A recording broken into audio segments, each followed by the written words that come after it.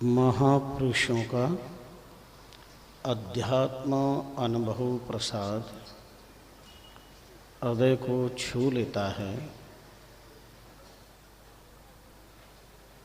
भजन की छक अवस्था में प्राप्त अनुभव संसार को पराभव प्रदान करता है। मानव जीवन की सार्थकता और निरर्थकता दोनों का वर्णन किया है। पांवर पशु समान उदर भर विषय कमावे, धर्म ने पुनिदान देहधर होय नावे। विषयी बंछे भोग कर्म कर स्वर्ग ही जावे। ममोखी भजराम भक्ति कर जगत मिटावे। जीवन मुक्त ज्ञानी कहे मन में कछु न कामना। कहे बालक राम वाकु नहीं लोक वेद की आमना। विश्वात्मा की पावन चरणों में प्रणाम। युग प्रवर्तक श्री महाराज के प्रणम्य पाद पद्मों में प्रणिपात। नाम मर्मज्ञ जीवन मुक्त मणि चतुष्टय का स्मरण करते हैं। तीर्थभूमि राम नाम सिद्ध धरा के कण कण को वंदन करते हैं। राम रस रसिक पावन संतजन ज्ञान पिपासु सतसंग अभिलाषी वेद पुराण शास्त्र सम्मत संत वाणी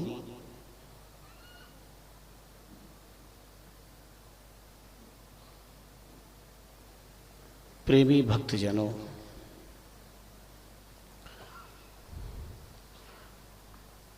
प्रतिदिन हम श्रवणसार के विभिन्न विषयों पर कुछ न कुछ नया पाते हैं। एक शास्त्र निमित्त है, चातुर्मास निमित्त है। वास्तुतः महापुरुषों की बहुत बड़ी कृपा है। भोगवादी जगत में आना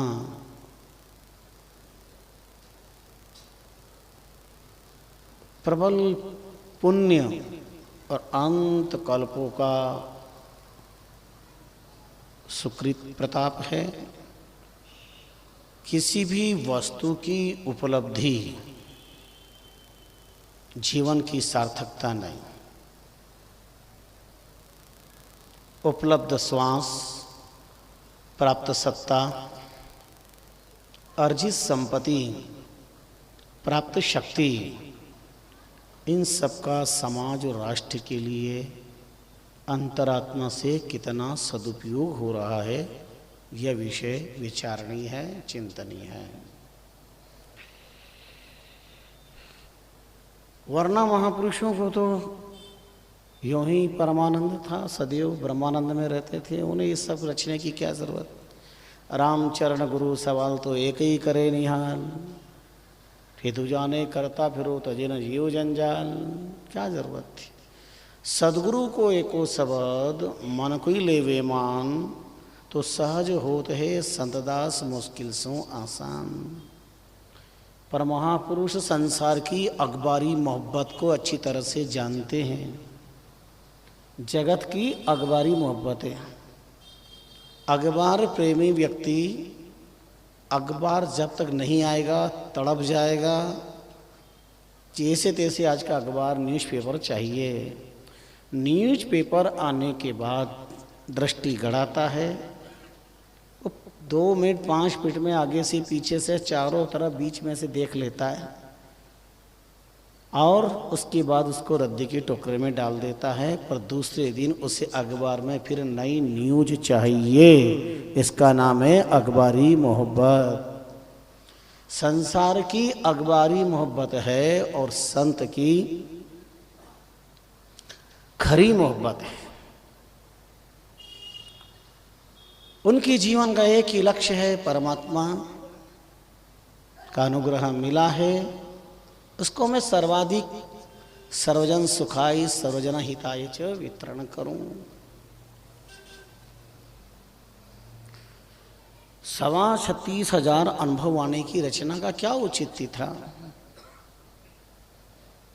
कभी कभी तो ब्रह्म मुहूर्त में पता नहीं क्या क्या विचार आ जाते हैं, ये सब देख करके भी। आओ कुछ चिंतन का प्रसाद लो।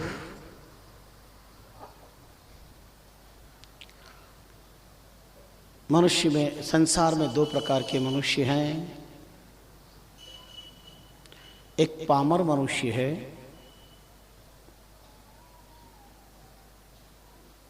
एक पुण्यशाली मनुष्य है। पामर का अर्थ होता है अज्ञान, पाप परायण।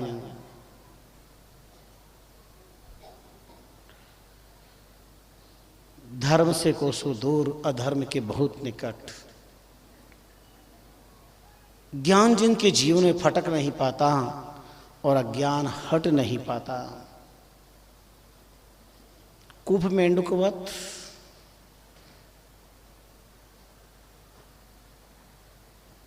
स्वामी रामकृष्ण परमहंस अपने मंत्र पुत्र मेधावी, ऐसा विलक्षण युवा सन्यासी जिन्होंने भारत के वैदिक ज्ञान, गुरुदेव का तपः प्रभाव अमेरिका के मानस पटल पर ऐसा अंकित किया, भुला नहीं सकते। वो एक बात बार बार सुनाते थे, नरेंद्र सुन मैं तुझे कथा सुनाता हूं। एक बार समुद्र का मेंढक कुएं के मेंढक के पास चला गया और चर्चा हुई तो उसने पूछा, वेलकम, मोस्ट वेलकम, आओ, हो तो हमारी जाति समाज के, हमारे जैसे दिख रहे हो, आंख नाक कान हाथ पैर, तुम भी मेंढक हो, हम भी मेंढक हैं। अच्छा कहाँ रहते हो आप? उन्होंने कहा हम समुद्र में रहते हैं। मुस्करा करके कहा, हम समुद्र में रहते हैं। उन्होंने भाई समुद्र क्या है ये? समुद्र कितना बड़ा है? समुद्र के मेंढक ने कहा बहुत बड़ा है। तो कुएं की मेंढक ने इस किनारे से कुएं के अंदर ही उस किनारे पे छलांग लगाई और कहा इतना बड़ा? अरे नहीं बहुत बड़ा है। तो उधर से फिर इधर छलांग लगा ली। बोले इतना बड़ा? बोले नहीं बहुत बड़ा है। तो पूरब से पश्चिम छलांग लगा ली। बोले इतना बड़ा? बोले नहीं बहुत बड़ा। तो पश्चिम से फिर पूरब छलांग लगा ली। अब ये मेंढक जो है कुएं का, ये समुद्र की तुलना कुएं से करना चाहता है। विचार करो, कुएं के मेंढक की छलांग कुएं की परिधि से बाहर जा सकती है क्या कभी? अनंत जन्मों तक भी वह कुएं के अंदर ही छलांग लगाकर और समुद्र का मापदंड बता रहा है। इससे बढ़कर कूप मेंढक अज्ञता क्या हो सकती है? अज्ञान क्या हो सकता है? मारवाड़ के महान संत सग्राम दास जी जैसे राम नाम अनुभव राम श्री संत थे। बड़ा सुंदर कहा, मीनक मीनक सब सारी का जाने लोग गंवार। संत कोई राखी नहीं बांधते। संसार प्रसन्न हो जाए तो वैकुंठ के दरवाजे नहीं खुलते, और दुनिया नाराज हो जाए तो कोई नरक नहीं प्राप्त होता। उनको तो जीवन में हमारा नारायण अप्रसन्न नहीं होना चाहिए, मेरा राम नहीं रूठना चाहिए।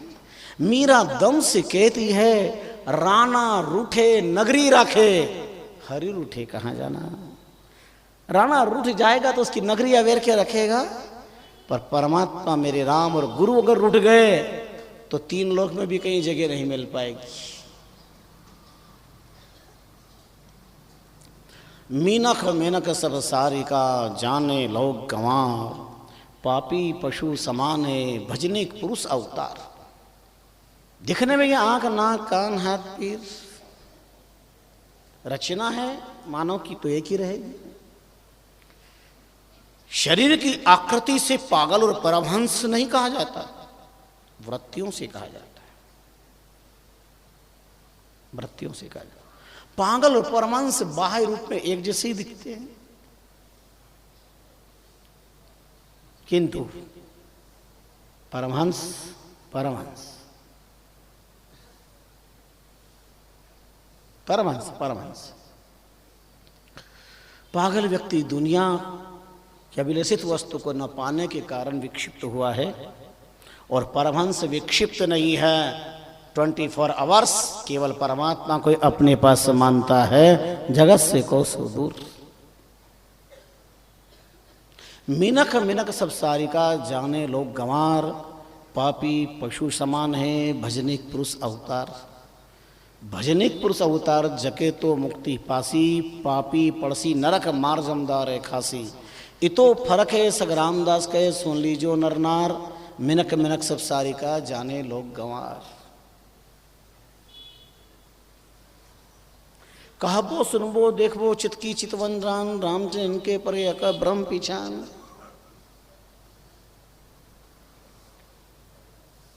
बहुत पामर प्राणी महापुरुषों की अगर होड़ करे, अपने तुझ स्वार्थ के लिए महापुरुषों का प्रमाण दे, उससे बढ़ करके मूढ़ता, मूर्खता, अज्ञान कुछ हो ही नहीं सकता। कहाँ राजा की रेवाड़ी, कहाँ नायिका थेचा कूटा, कहाँ महाराज भोज और कहाँ गांगन तेली, कैसे युग किया जा सकता है। तब स्वामी जी ने एक बड़ी गजब की बात कही, बात कहे वेदांत की चले वेद की चाल। और इसलिए राजा रहुगण को जड़ भरत जी ने ललकारा। रहुगण तपसा न याति न चेजया निरपनाथ ग्रहदवान शनसा। युगाग्नि जलेर बिना महत्पाद रजोभिषेकम। और चर्चा के दौरान अकोविदवाद, अरे तुम हो तो अज्ञानी और ज्ञान की बड़ी बड़ी बातें करके अपनी ज्ञानी सिद्ध करना चाह रहे हो। तुम कपिलाश्रम में ज्ञान प्राप्त करना चाहते हो संत के पास जाकर, और अब तुम संत को ज्ञान बखान रहे हो। इससे बड़ा की मूर्खता क्या होगी। और जो तुम्हारा अनुभव ही नहीं है, अनुभव का डिम डिम घाव से तुम्हें पता ही नहीं है कि संतत्व क्या होता है, ज्ञान क्या होता है, भक्ति क्या होती है, पता ही नहीं है।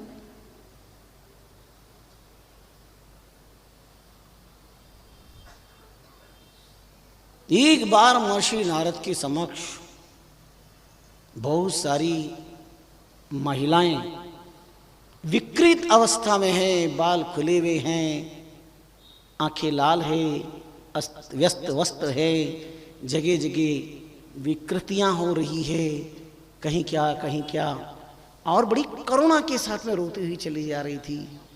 जिधर से नारद जी आ रहे थे उधर से अचानक नारद जी ने इतनी सारी महिलाओं को देखा, मांग का सिंदूर पूछा हुआ है, बाल बिखरे हुए हैं, बड़ा कुरूप चेहरा है, करुणा बड़ी गजब की है। नारद जी ने पूछा, भारत की इस भूमि पर ये तुम्हारा विकृत रूप किसने किया है, क्यों रो रही हो, क्या बात है, और ये विकृतता क्यों आई, तुम भारत की धरती की संस्कृत नारियां हो।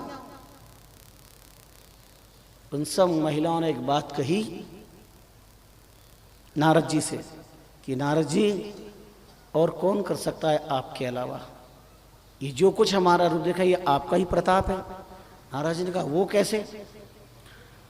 बोले नारद जी, तुम चाहे जब जैसी राग बोल देते हो, तुम्हें राग का ज्ञान है, किस राग का नाम क्या है, कौन सी राग है, किस बोलना चाहिए, स्वर क्या है, इसका उतार चढ़ाव क्या है, अवरोह क्या है, आरोह क्या है। ये विकृत रूप नारद जी तुमने किया हमारा। नारद जी सकपका गए, बोले क्या बात हुई है। 5 राग है, 6 राग है और 30 रागिनियां हैं। एक एक राग की 5-5 पत्नियां हैं। 6 राग और 30 रागिनियां, ये 36 राग रागिनियां कहलाती है। और वर्ण संकर राग तो अनंत है।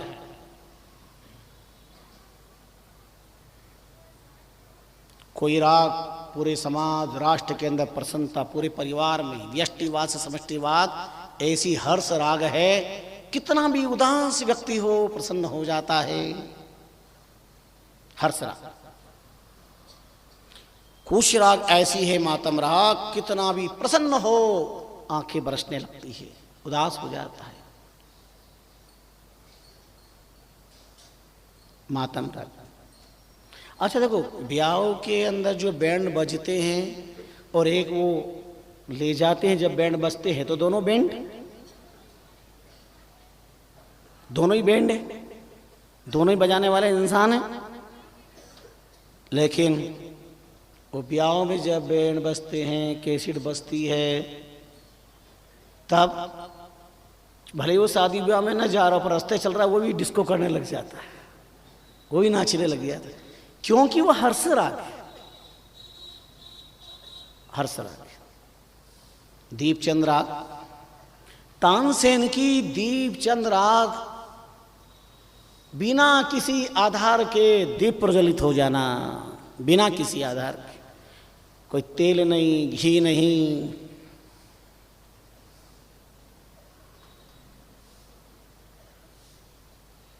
एक महापुरुष के साथ में सामने की व्यक्ति ने मोमबत्तियां पानी में जलाई, महात्मा को बताने के लिए कि मेरा कितना बड़ा प्रभाव है। महात्मा ने एक दृष्टि डाली और पानी के अंदर जलते हुए दीपक, पानी के द्वारा ही दीपक और पानी के द्वारा ही प्रज्वलित देखकर दंग रह गए। इस भारत की धरती से बड़ी बड़ी सिद्धियां इस देश में है, बड़ी बड़ी सिद्धियां। रागी हमारे परम तपा पुतात्मा भजनानंदी महाराज मुरलेश, राजस्थान थली में संत इतने सारे, और गर्मी के दिन इतनी प्यास लगी, इतनी प्यास लगी, महाराज मुरलेश ने मल्हार राग गाई और इंद्र देवता ने पानी बरसाया, और राजस्थान में रेगिस्तान की धरती पर थली में संत तृप्त हो गए, भक्त तृप्त हो गए।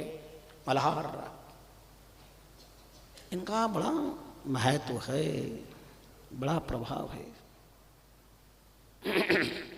भगवान को तो राग से नहीं, वैराग से प्रसन्नता है। राग की मधुरता, राग का प्रभाव, लोग कहे बढ़िया, हमें खुशी हो वो अलग विषय, संसार निर्णय करता है, हमारा मन नहीं। भगवान ने राग रागिनियों को नारद जी के सामने भेजा था, क्यों?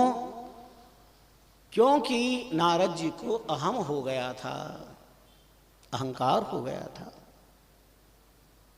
तब नारद जी का अहंकार चूर चूर हुआ। उन्होंने कहा सब राग रागिनी को प्रणाम, आज से मैं केवल कीर्तन ही करूंगा, और श्रीमन नारायण नारायण स्वामी नारायण भजमान नारायण नारायण नारायण भजमान।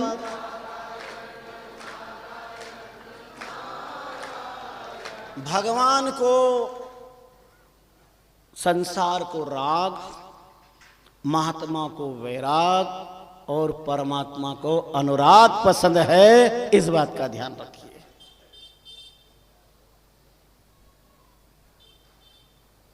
हमारे गुरुदेव बहुत बड़े भजन के सम्राट थे, लेकिन कभी भी भीड़ की आकांक्षा नहीं रखी।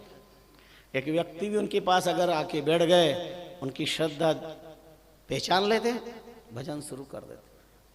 वो ये नहीं कि संसार को मुझे सुनाना है। और इसलिए तानसेन से पूछा था बादशाह ने, अब इतना बढ़िया गाते आपके गुरु?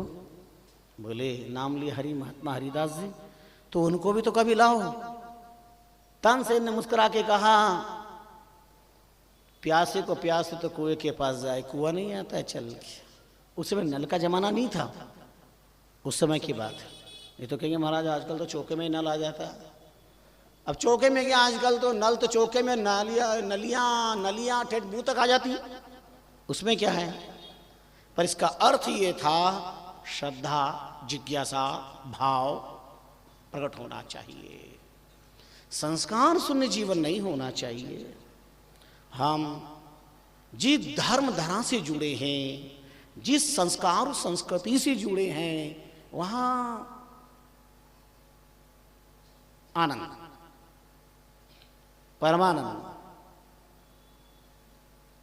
हृदय की प्रसन्नता, क्योंकि ये सब आनंद के लिए होता है।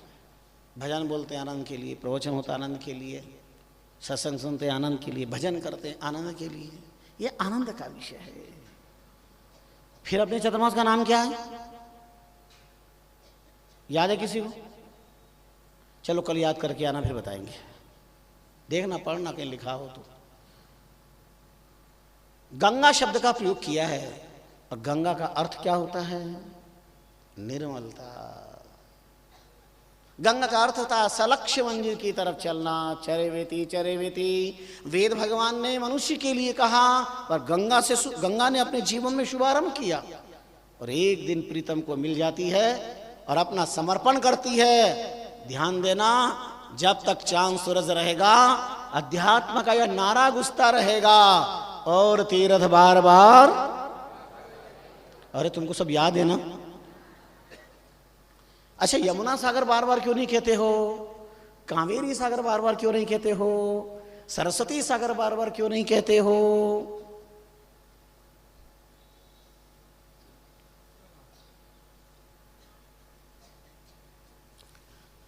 राग वही जाहि रीझे राम परमात्मा। परमात्मा ने कहा था अनसेन, मुझे अब गुरुदेव के दर्शन करना। बोले चलो। ले गए जंगल में, वृक्ष के नीचे बैठे और भजन में तल्लीन, और बादशाह जाके बैठा, और ऐसी सुंदर राग परमात्मा से स्पर्श वाली समाधि लग गई। बादशाह कई घंटों की समाधि लग गई, समाधि खुली, महापुरुष के दर्शन करके कृतार्थ हो गए। और कहा, तानसेन ऐसी राग तू तो कभी नहीं गाता। तानसेन ने मुस्कुरा के कहा, सरकार बादशाह राज, मैं गाता हूं केवल आपको खुश करने के लिए, रिझाने के लिए, और मेरे गुरुदेव परमात्मा को प्रसन्न करने के लिए गाते हैं। संसार नहीं, परमात्मा प्रसन्न हो।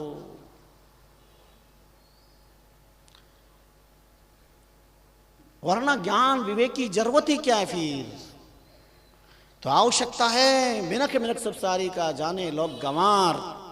वो गंवार है, अज्ञानी है, जो सब मनुष्य को समा है, सबको एक घट पानी पिलाना चाहते हैं।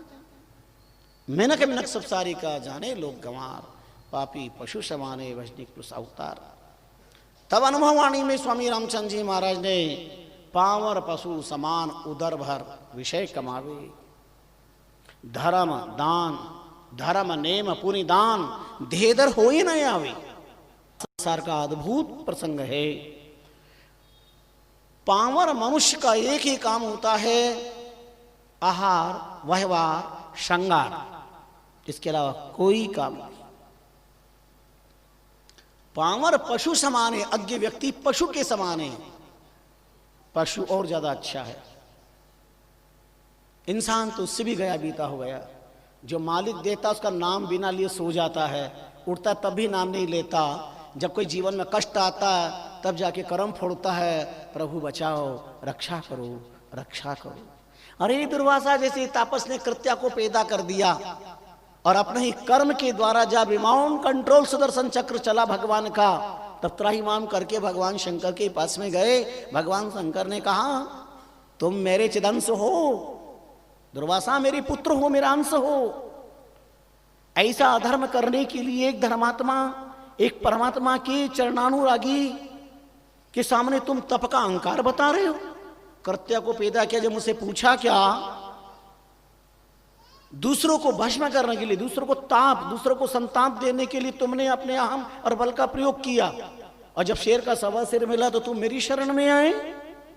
मैं तुम्हारे कुछ नहीं कर सकता हूं, और रुको भी मत, नहीं तो तुम्हारे पाप से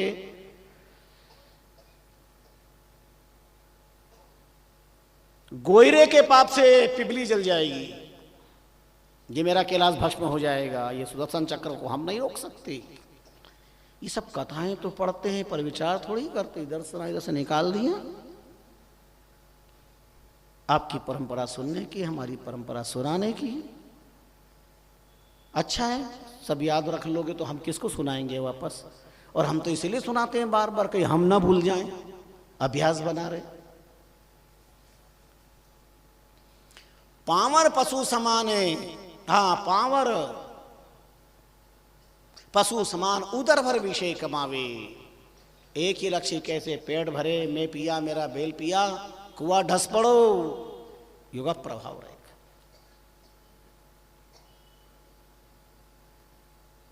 धर्म नेम पुलिदान देदर हो ही ना आवे, न जीवन में धर्म है।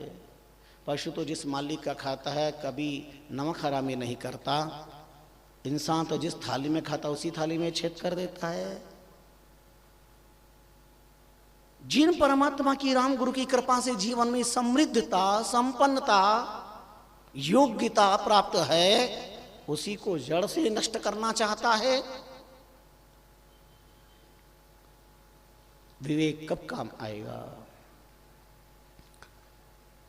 ना धर्म है, न नेम है, न उपकार आदि का द्वार खुला है। बहुत जगह वहां पुरुषों ने चिंतन दिया। तनधारी त्रैबात को ढील करो मति कोई, राम भजन साधु दस दत्तव करता सोई, दत्तव करता सोई जोई तन थिरता नाही, को चंचल को थिर कहाँ बना है क्षण माही, ताते कारज जीव को कीजे आतुर होया, तनधारी त्रैबात की ढील करो मति कोई। तीन बात में कभी ढील मत करो, रील बिगड़ जाएगी जीवन की। नाम स्मरण में, संत दर्शन में और उपकार में। तो जिज्ञासु ने पूछा ऐसा क्यों फरमा रहे हैं प्रभु आप? उन्होंने कहा को चंचल को थिर कहाँ बना है क्षण माही, एक पल का भी हमारे पास जीने का अधिकार नहीं है। पर्सनल स्वतंत्र, मकान पर हमारा पर्सनल अधिकार है, कार पर पर्सनल अधिकार है, पत्नी पर पर्सनल अधिकार है, बच्चों पे पर्सनल अधिकार है। एक आवाज से हमारे घर के बच्चे पत्नी हिल नहीं सकती है।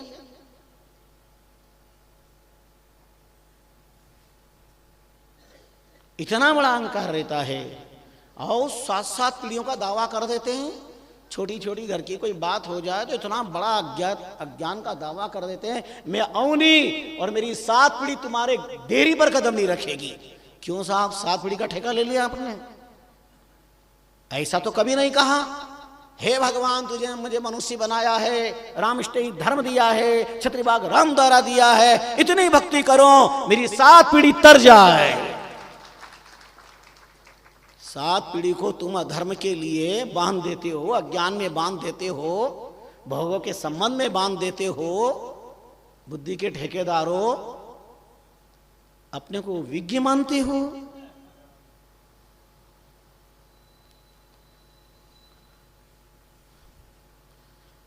तुम्हारी वर्तमान पीढ़ी पर तुम्हारा अधिकार नहीं है। घरों में देख लो आंख खोलकर कि कितनी विकृतियां फैली हुई है, कैसा भोगवाद का अंधेरा छाया हुआ है।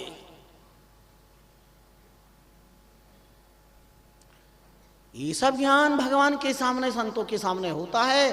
अपने घर में रख करके देखो संस्कार, एक कहां जा रहा है, दूसरा कहां जा रहा है, तीसरा कहां जा रहा है। कोई धर्म में एकता नहीं, संस्कारों में एकता नहीं, व्यवहार में एकता नहीं। राम से नहीं का बाल क्या, रमताई बोले राम। ये संस्कार इन महापुरुषों ने दिए। ये परंपरा थी घर के परिवार के एक बच्चा रामदारा आना चाहिए, रामदारा नहीं आए तो महापुरुष कहते भोजन मत देना आज बच्चों को। इतना मजबूत किया है। और आए तो प्रमाण क्या, बोले तिलक लगे, मालूम पड़ेगी तिलक लगाया है। आजकल बच्चे होशियार हो गए और उनको ऐसा कानून बता दो ना तो रास्ते के अंदर मिट्टी लेकर के तिलक लगा करके पहुंच जाए। बच्चे बड़े समझदार, बड़े बुद्धिमान होते हैं। बीमार हो गया बालक, कुनेन की गोली मां देती, नहीं ले रहा है। कुनेन की गोली कड़वी होती है, फटे फेंक देता, नहीं लेऊंगा। मां ने कहा मत ले। मां भी समझदार थी, पेड़ा लिया, गोली अंदर रख दी, और पेड़ा जिसमें नहीं रखी हो तो खुद खाया। ले बेटा देख मैं खा रही हूं, तू भी पैसा तो ले ले। हाँ पेड़ा दे दो। और पेड़ा ले लिया। और थोड़ी देर के बाद माँ ने पूछा, बेटा पेड़ा खा लिया? बोले हाँ माँ खा लिया। पेड़ा तो खा लिया पर गुठली थूक दी। आई बात समझ में? पेड़ा खा लिया और गुठली, वो कुनेन की गोली अंदर थी। तो मां तो होशियार बनी कि पेड़े में थी, पर बेटा और भी 2 कदम आगे। गुरुजी गोड़, चेला जी शक्कर।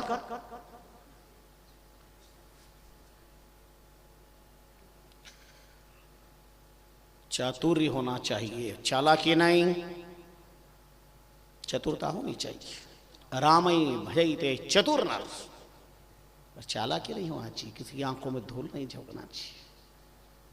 अपने को तुच्छाति तुच्छ तृणादपि सुनिचेन तरौरपि सहिष्णुसा अमानिना मान देइए सदा कीर्तनीय हरि। वृक्ष से भी ज्यादा सहिष्णु बनो।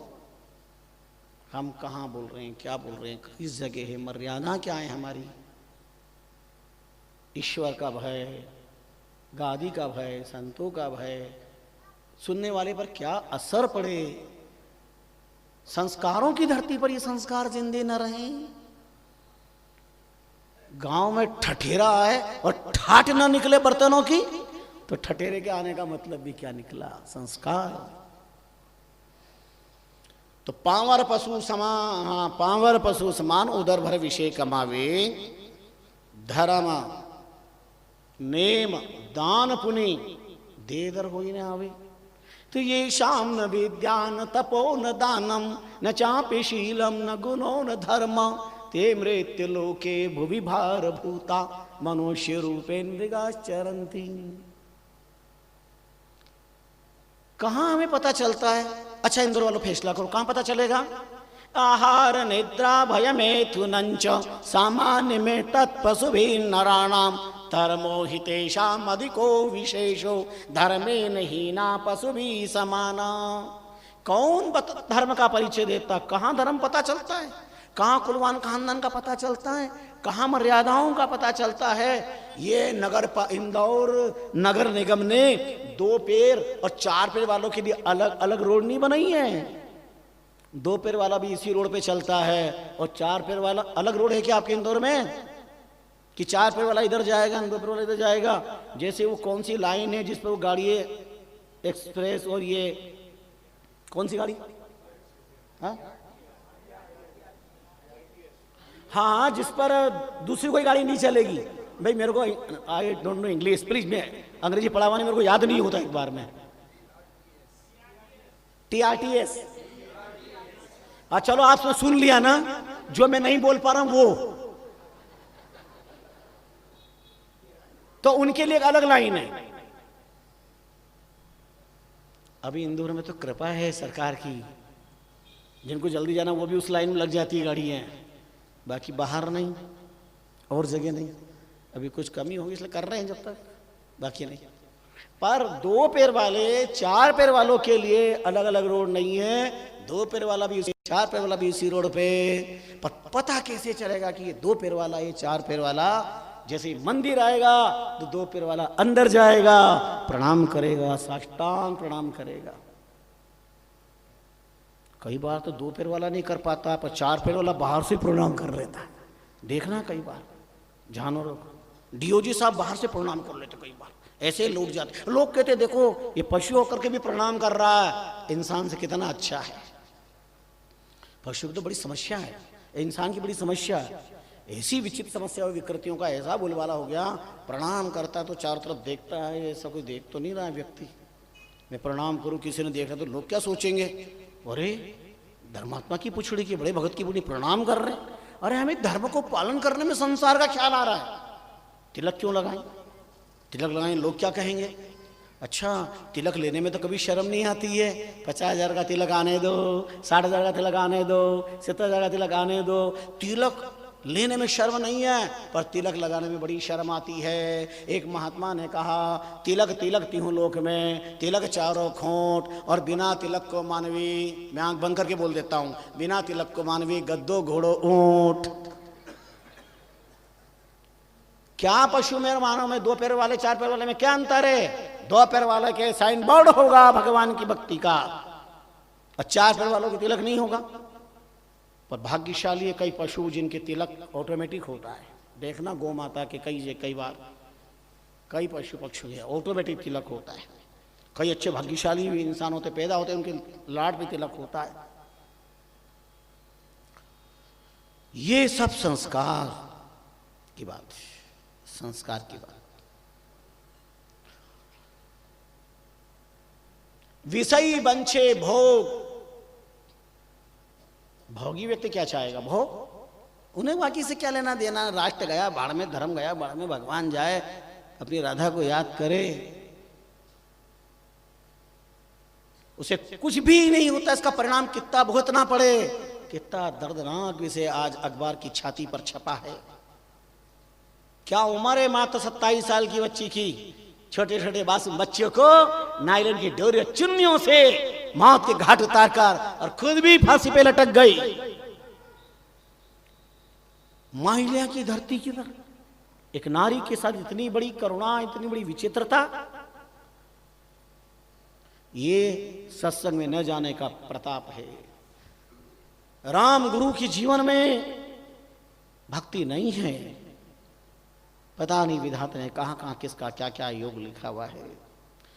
कभी कभी तो हम सुनते बड़े आश्चर्य, बहुत आश्चर्य होता है। आजकल तो अजब जमाना है, अजब की मस्ती है, जिंदगी तो महंगी, मौत बहुत सस्ती है। मेरे बहुत अच्छे एक परिवार था और वो जिंदगी के 60 सालों ने आने से बिताए। सुबह ब्रह्म मुहूर्त में मंदिर गए, चरणामृत लिया, सब किया, 5 बजे और 5:10 पर फांसी लगा ली और 10 मिनट में जीवन पूरा हो गया।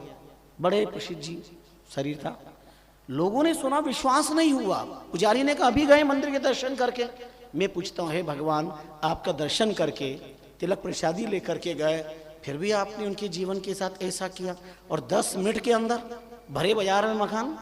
एक व्यक्ति ने देखा तो सोचा योग कर रहे, पैर टिके हुए नहीं थे, पूरे यूं थे। पीछे से देखा उन्हीं के होटल में ठहरा व्यक्ति, तो उन्होंने सोचा कि योग कर रहे हैं। 10 मिनट बाद के देखा तो पूरा ही योग नहीं था, दुनिया से वियोग था। ऊपर ही परिवार के लोग रहते, सब रहते, आए देखे, चीख पड़े, ये सब किया। कई समस्याओं से जूझे, कभी घबराए नहीं, कभी ऐसा कदम नहीं बढ़ाया। और ऐसा भी नहीं कि कोई आर्थिक परेशानी थी, कुछ नहीं। उनकी तिजोरी में 60 लाख रुपए नगद मिले, 60 लाख रुपए नगद मिले। पर क्या प्रभु की लीला है, नहीं समझ में आता, कोई नहीं समझ पाएगा। यन माया वशवर्ते विश्वमखिलम ब्रह्मादि देवासुरा यत्वाद मृषि विभात सकलम रज्जु यथा हि ब्रह्म यत्पादप्लवमेकमेव हि भवाम बहुते तिर्षावताम वंदे हम तम शेष कारण परम रामाक्यमीशम हरि। बड़े बड़े ऋषि महर्षि भगवत माया को नहीं पहचान पाए। प्रभु के प्रति नतमस्तक रहिए, धर्म को जीवने पालन करिए। विषय बंचे भोग कर्म कर स्वर्ग ही जावे, मुखी भज राम भक्ति कर जगत मिटावे। विषय व्यक्ति तो विषयों के कारण, जन्म मरण का कारण क्या है? विषयस्य अनुराग, विषय अनुराग वा विषयानुराग। पुनरपि जननम पुनरपि मरणम पुनरपि जननी जठरे शयनम। इस संसारे कर दोस्तारे कृपया पारे। क्या भगवान की लीला है। इसलिए शंकराचार्य को भी बोलना पड़ा, भज गोविंदम भज गोविंदम गोविंदम भज मूढ़मते। भज गोविंदम भज गोविंदम गोविंदम भज। कोई उपाय नहीं था। और इसलिए मैं गोविंद को याद कर लूं। कल के प्रसंग कहाँ थे अपन? आगे आगे पाठ, पीछे पसपाठ। भगवान ने पांडवों को, युधिष्ठिर को आने वाले युग का दर्शन करवाया, भीम को करवाया, नको अर्जुन को करवाया।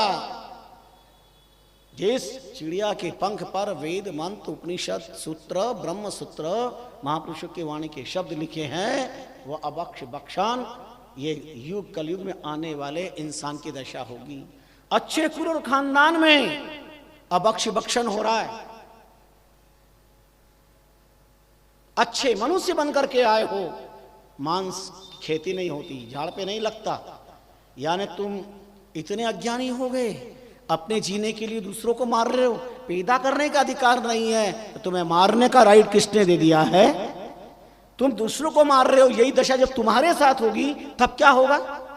तुमको एक सुई चुभने से दर्द हो रहा है और वहां सरेआम अन्याय किया जा रहा है। सब इंसान समझता है पर जान करके जहर पी रहा है। विष को अमृत कहे संसारा, कबीर रो पड़े। संसार की अज्ञानता को देकर कबीर रो पड़े।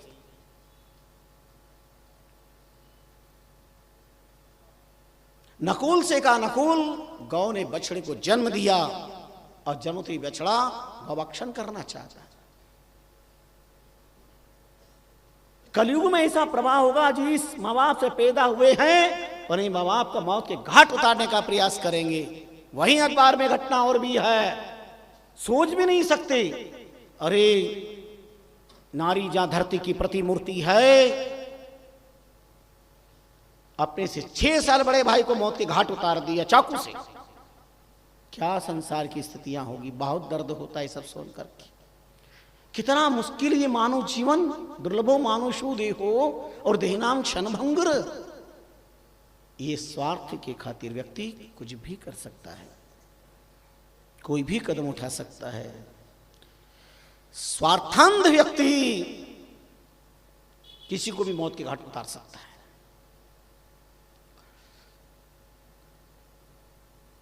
इसलिए महापुरुषों ने कहा, भगवान ने बताया नकुल आने वाला युग ऐसा बुलंद होगा।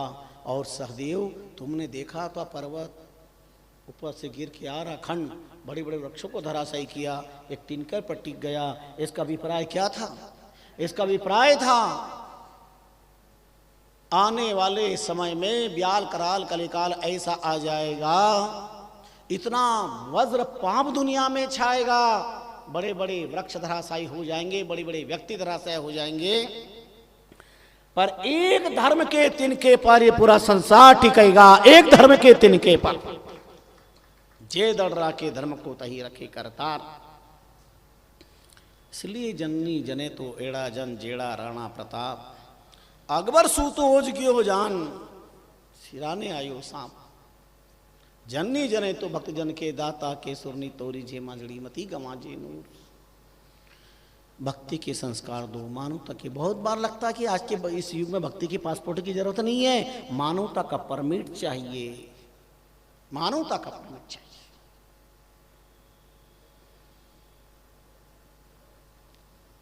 हम जीने का अधिकार नहीं तो मरने का भी, मारने का भी क्यों करें, क्यों प्रयास करें? सुख नहीं दे सकते, दुख देने की बात भी क्यों करें? पर व्यक्ति का अहंकार पता नहीं क्या क्या करा देता है। ममो की भजराम भक्ति कर जगत मिटावे।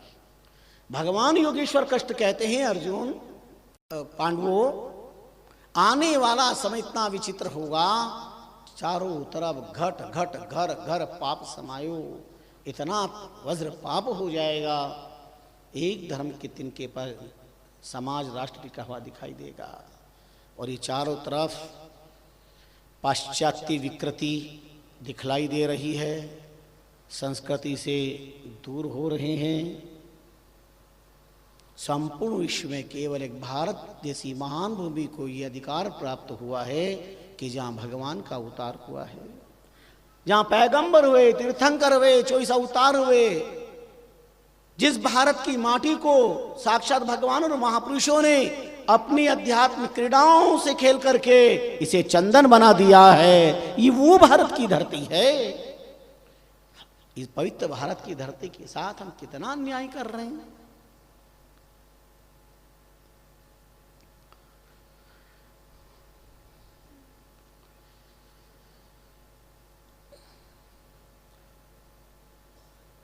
हमारे जीवन का एक ध्येय का लक्ष्य हो, जीवन मुक्त ज्ञानी कहे मन में कछु न कामना, जीवन को सुखी बनाना चाहते हो कामनाओं से शून्य अपने चित्त को रखिएगा। कामना ही दुख का घर है, आल जाल जंजाल है कामना ही। काम की जब पूर्ति नहीं होती है, कामनाओं की पूर्ति नहीं होती है, अच्छा भला इंसान नर पिशाच बन जाता है। ध्यायतो विषयान पुंग संगस्ते सुपजायते संगात संजायते काम कामात् क्रोधो विजायते क्रोधात् भवति सम्मोह सम्मोहात् स्मृति भ्रंशात् बुद्धिनाशो और बुद्धिनाशात् प्रणश्यति। वो अपना परिवार का, समाज का और राष्ट्र का विनाश करने का ही तो कदम बढ़ाता है।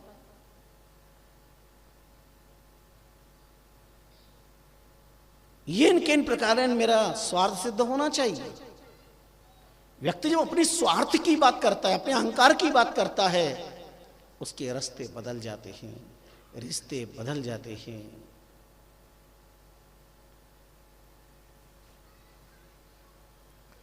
पामर नर पशु समान है, पामर नर पशु समान है। जेन धरे गुरु ज्ञान उदर भरे आनंद करे, और विषय को ध्यान, और विषय को ध्यान। दो ही रक्षा है, मेरा पेट कैसे भरे, मैं कैसे सुख सुविधाओं को प्राप्त करूं, और अपनी सुख सुविधाओं को प्राप्त करने के लिए किसी को कितना भी कष्ट हो उसकी कोई परवाह नहीं।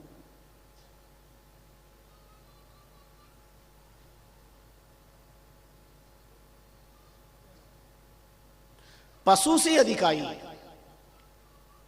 दाम शाम श्रद्धाहीन, श्री महाराज कहते दाम शाम श्रद्धाहीन लीन सुतवित माही।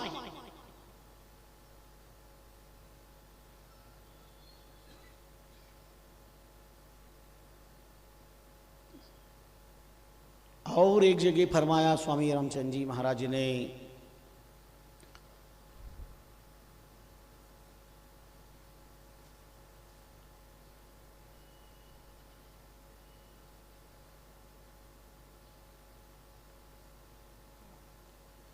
ज्ञान बिना पामर नर जे पशुआ ही से हीन, वो पशु से भी हीन माना गया है। उधर भरो, स्पर्श करो,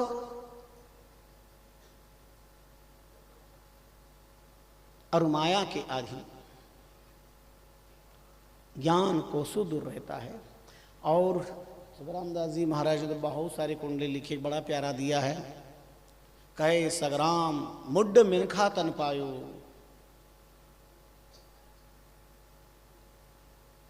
कहे दास सग्राम मुड्ड मिनखा तन पायो, भजो न सृजनहार कमायो और खायो, कमायो और खायो, और पशु जू कियो प्यार, आयो 84 भुगत ने फिर जावन ने तैयार। मारवाड़ी भाषा है और सत्य, राखी नहीं बांधी। 84 लाख योनियों में भुगत करके आया, फिर जावन ने तैयार, फिर जावन ने तैयार, रान गेली रो जायो, कहे दास सग्राम मुड्ड मिनखा तन पायो। जन ने क्या किया, जब राष्ट्र प्रेम नहीं, राम प्रेम नहीं, तो पैदा करके वो मां, वो नारी बंध्या ही रहती, बांझ ही रहती तो अच्छा था। रसना सापिनी बदन बिल न जैन जपई हरि नाम, तुलसी प्रेम न राम सुताई विधाता पाम। ईर्ष्या की बड़ी विचित्र स्थितियां हैं। काशी के अंदर तुलसीदास जी जब निवास कर रहे थे, एक रविदत्त नाम के अद्भुत आशु कवि पंडित थे। तुलसीदास जी की कृति पसंद नहीं सहन कर पाए, शास्त्रार्थ करने आए। राघवेंद्र सरकार के परम कृपा पात्र तुलसीदास जी उधर नामानुरागी थे। काशी में शास्त्रार्थ हुआ, सारा लोग उनका तमखम मानते थे, और तुलसीदास जी के सामने वो शास्त्रार्थ पंडित पानी पानी हो गया। एक भी सब्जेक्ट पर वो जीत नहीं पाया। उसको बहुत बड़ा अपने अपमान का झटका लगा। जब शास्त्र से पराजित नहीं किया तो शस्त्र हाथ में लेकर के तुलसीदास जी को मारने के लिए आए। यह है स्वार्थ से अंधे व्यक्ति की बात। शस्त्र से मारने आए। तुलसीदास जी तो अपने भजन कर रहे थे, मारने के लिए आए शस्त्र लेकर। आगे हनुमान जी सोठा लेके मिल गए और हनुमान जी को देख करके वो भगे वो भगे वो भगे।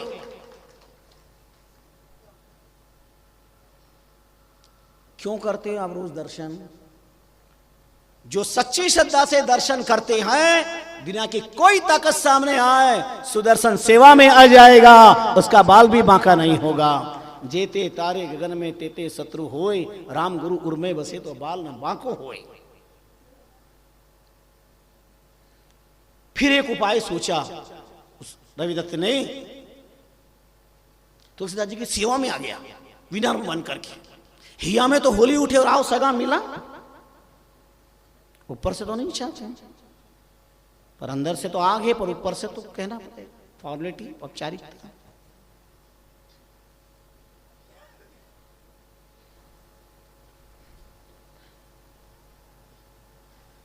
लाख छिपाओ छिप न सकेगा राज है ऐसा गहरा, दिल की बात बता देता है असली नकली चेहरा। चेहरे से पता चलता है, आंख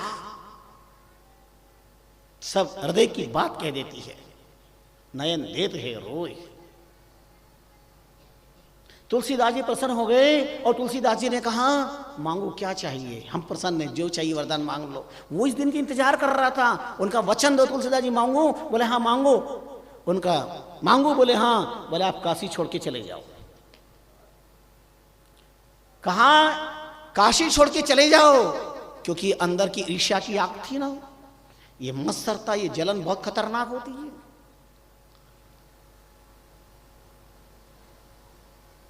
उनसे तो कहा वचन दिया जा रहा हूं, लेकिन आपने आराध्य राम और शिव से कहे बिना नहीं रहे।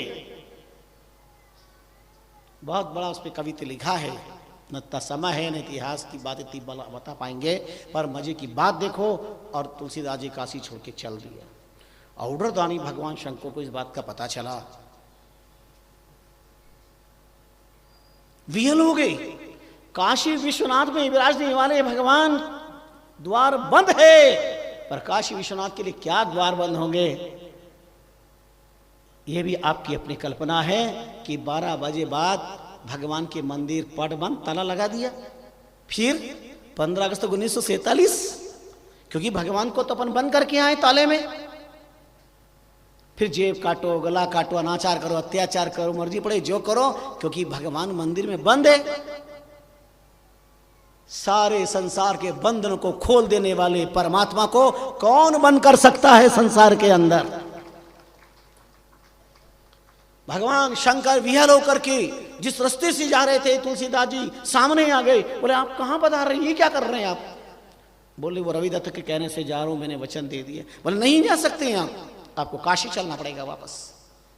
बोले आपकी आज्ञा तो पालन करना पड़ेगी, पर रविदत्त आके कहेगा तो चल आ जाऊंगा।